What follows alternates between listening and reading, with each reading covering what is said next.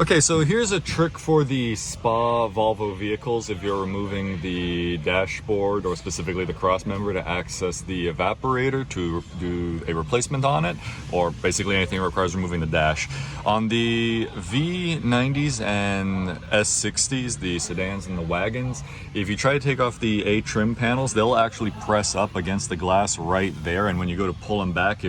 depending upon the glass's condition, they may just cause it to crack right then and there.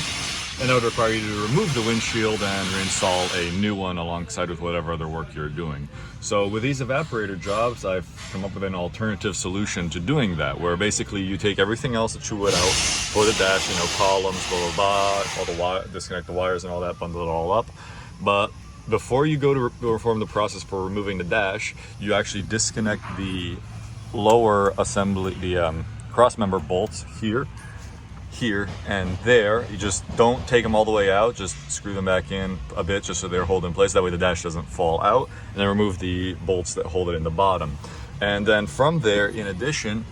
you go to this area right here where it has these retaining tabs for the factory assembly, and you use a long flathead with a hammer and just whack through it just to break the tab off and then bend it back up. It's an extremely soft metal, as you can see. With this little ABD pry bar, it bends no problem, so it's not a difficult job.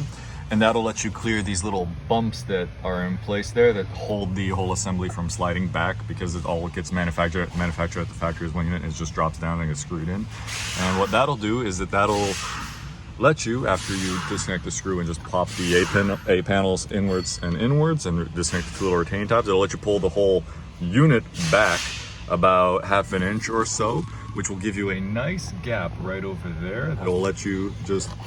pull the assembly right out, and that'll let you do everything no problem. If you want to be nice to the person in the future who has to work on these cars,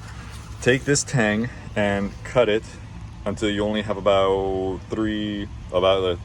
or ½ an inch left on the top section. Just nip it right there, and that will actually let this clear without pressing on the glass too much, because the reason it has to press on the glass is because it has to clear that whole entire slot there with that long tang. And once you remove those panel pieces, then you can access the little screw there that holds the dash in place on both sides. So at this point, I just push it back, snug up a bolt on each side, and then go through with the dashboard removal to access everything.